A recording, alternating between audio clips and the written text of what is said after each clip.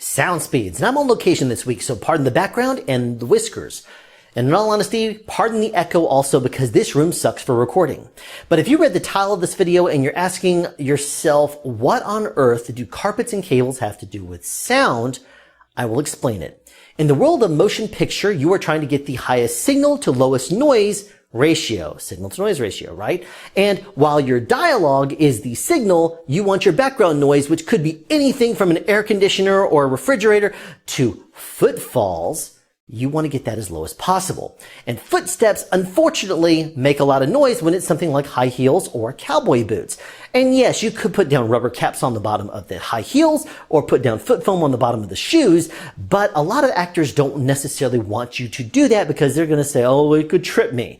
But they don't usually have problems with carpets because you're going to tape those down and make sure they're secure on set. But the world is being photographed. You're doing a radio show and it is on picture. So you can't put down carpets anywhere that is going to be shown on basically on your film or your project, but you can put them anywhere that actors walk that is not visible. And so in a close-up like what you're looking at me right now, you don't see what I'm standing on. And if I'm standing on some sort of a noisy environment when I walk into the room, but you don't see my feet, you can put down carpets and tape them down and you're not going to hear those footsteps. And in this video, I'm going to be going over my technique for taping those down in a way that is going to be extremely efficient for you once you kind of get the hand motions down. Now let's talk about cables. Cables are run all over the place from a sound card.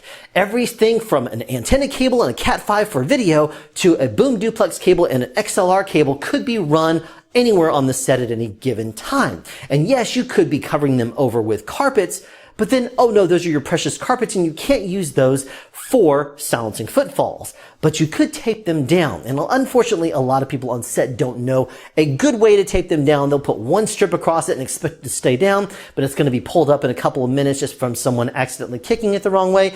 And I don't like that, so I thought I would include a technique that I don't think I developed, but I find to be very effective for keeping them down, secure, and even though it uses a couple more minutes of time or a couple more moments of time to put them down, it's going to stay down and not be a tripping hazard, which of course would be very bad if it was. Let's start with carpets, which could be a tripping hazard despite the fact they are rubber backed, and let me explain how.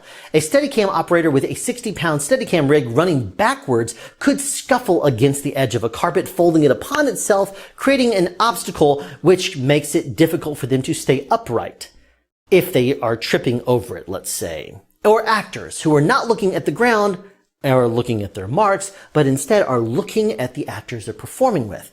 And in that case, they could accidentally hit a carpet's edge and do the same exact thing. And because actors are all about their vanity and their look, if that happens, they're going to say, get the carpets out of here. I don't want to trip over them. So just tape them down. But unfortunately, a lot of people that I see on set happen to tape them down with one strip of 2-inch paper tape. Then they tear it off, start another strip, and run it the other direction, whichever way that happens to be.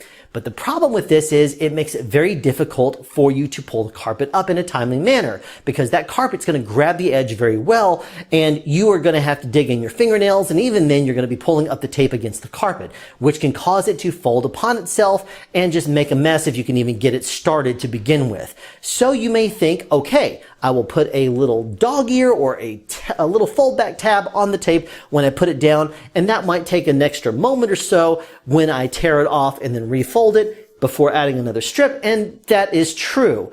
But it is going to make it easier when you pull the tape up when you're trying to remove the carpet for whatever reason. But my technique is a little bit different, and it takes about the same amount of time as folding a dog ear back and taping it down and then tearing it, folding another dog ear, and then taping it down again. Now let me explain my technique. You're using the 2-inch paper tape across the surface of the carpet, and at the point where you want to take it in another direction, you use your other hand to make an angled fold in that tape, facing the opposite direction you really want the tape to go in. And then you use the same hand to pat the tape down. And once it's flat, you run the roll of tape right over the top, going the direction you really want to take the tape in, and it makes a nice smooth angle. Here's the advantage of using this tape technique. At the point where the tape makes a turn, there is a tab. And although it's pressed flat by the way that you did this technique, you can easily and without fingernails grab the tab and tear the tape in either of the two directions that the tape is going. Or once it's time to completely remove the tape altogether, you can simply pull the tape completely up through the angle because it's one solid piece.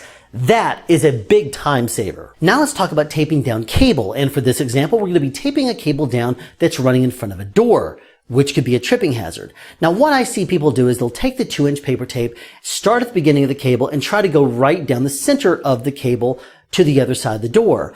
But they'll usually fall off alignment. And once that happens, you're never going to get it straight. Not to mention the fact that the cable could bend in itself.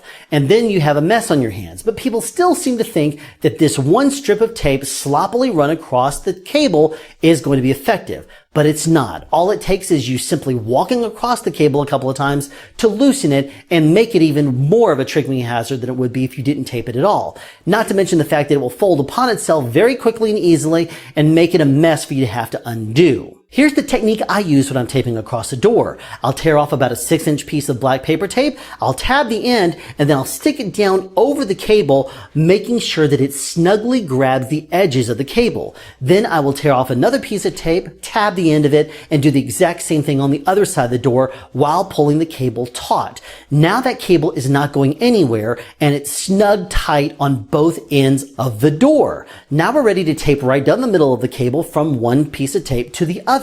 And we're not going to be doing it the way you might be thinking I'm going to be doing it. No, we're going to be doing it slightly different. Instead of taping it down the middle, we're going to be taping it about a third of the way over. And so imagine the right or left side of that black paper tape going right across the surface of the cable all the way down. That way, 2/3 of the tape is grabbing one side of the cable. Once you get all the way to the end, you do the exact same thing on the other side of the tape, so that way 2/3 of the tape is grabbing the other side of the cable.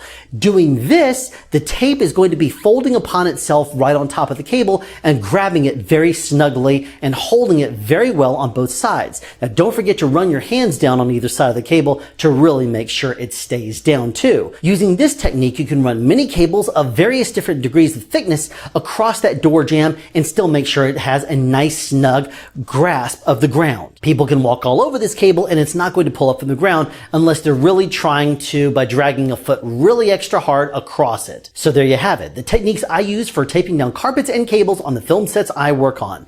Now, if you have an alternate technique or one that you find better, then be sure to write in the comments below. I would love to hear about it. But in the meantime, hopefully you found this beneficial to you, and be sure to tune in the future for more sound tips and sound advice. Have a question you'd like answered or want to add something? Be sure to write it in the comment section down below. You can also make a suggestion for future topics of discussion. Again, comment section down below, or you can email me at soundspeeds@yahoo.com. Be sure to subscribe and turn on notifications so you won't miss out on future sound advice.